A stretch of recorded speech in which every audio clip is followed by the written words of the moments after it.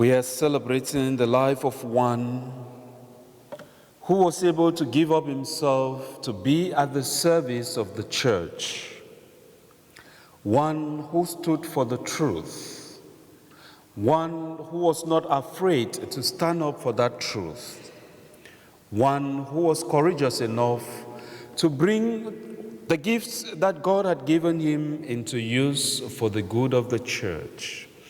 And we are told that he was born from a very rich family. His father was a merchant, and his name actually was Edmund Rich, which reflected the fact that he came from a wealthy family. But he was not enticed by the riches of this world. And thanks to the mother, he lived a life of asceticism, a life of total commitment to God in prayers and in fasting and almsgiving. And this is also reflected not only in our life, but in the fact that two of the sisters eventually became religious. And this, in effect, means a solid foundation was built right from the family, that he used this foundation in order to grow. And I think it's an encouragement for us, especially like parents, to ask ourselves, what kind of foundation are we giving to our children? Are we building a solid foundation that the children can grow up and stand on that foundation and live the kind of life, the kind of example, to be the kind of example to the world and to the community in which they find themselves, thanks to what we have laid in their lives?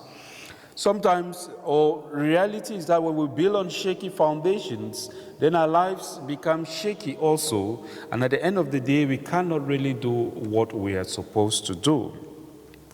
And the first reading of today, the prophet Jeremiah, God tells the prophet Jeremiah, "Before I formed you in the womb, I knew you. Before you came to birth, I consecrated you. I have appointed you as a prophet to the nation." This is the assignment God is giving to Jeremiah. But at the same time, Jeremiah is afraid to take on this assignment, just as some of us too, we are afraid to pick up the assignments that we have been given, especially that of the church. And so we want to shy or want to look for reasons not to pick up that assignment, even though God knows us, he has consecrated us and he has appointed us as prophets.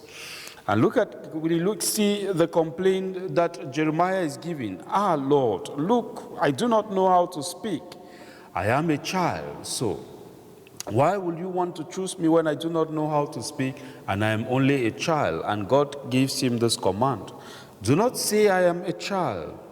Go now to those to whom I sent you and say whatever I command you.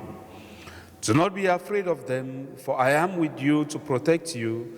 It is the Lord who speaks.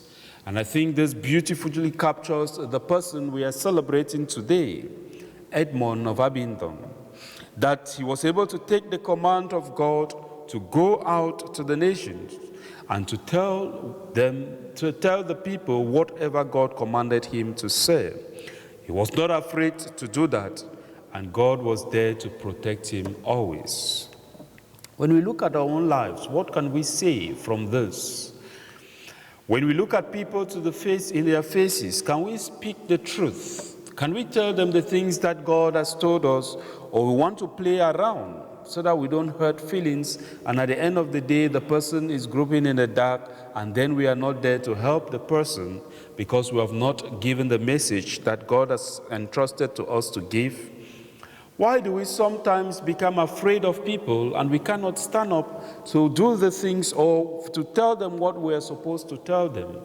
And we play around. Why should we allow fear to overcome us, especially when Jesus is telling us, or God is telling us, that he is there to protect us? One thing that can carry us through in life is if we build a solid foundation on love.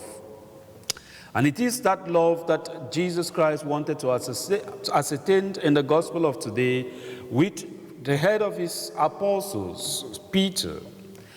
This is during the post-resurrection appearances where Jesus appeared, ate with them, and turned to Peter. Peter, do you love me more than these others do? And Peter told Jesus, "Yes, Lord, I love you." And he told him, "Feed my sheep." And he turned again the second time and asked, "Simon, son of John, do you love me?" And he said, "I love you." And he said, "Look after my sheep." And the third time when he asked, and Peter responded, "Yes, you know, Lord, that I love you," he told him to feed my sheep. And so Jesus, the repetitive nature of this question was not because Jesus was not too sure, but because Jesus wanted us to know that the foundation of every leadership role in the church or every shepherding role in the church should be based on love. And he wanted to emphasize this. And that is why when he ascertained this, he is handing over the church, the keys of the power to Peter, because he is the head of the apostle. Because he has been able to love more than the others, then he has power to lead the church. We too, as followers of Jesus and as children of the church, that Jesus Christ is the head of that church, we need to ask ourselves, do we love Jesus more than any other? Do I love Jesus above every other thing in my name? Or I put him maybe second, third, fourth, fifth place in my life? Today gives us an opportunity to reconsider the kind of love we have for Jesus and for the things that he has entrusted to us. We need to take these wholeheartedly and ask for the graces that we need to go out to be prophets to the nations, to tell the people out of love everything that God has asked us to tell them, and not to be afraid of them, because God is there to protect us. And when we do this in fraternal charity and in love. Let Saint Edmund of Abingdon be there to intercede for us today, so that we may have the graces to love one another and to do the will of God.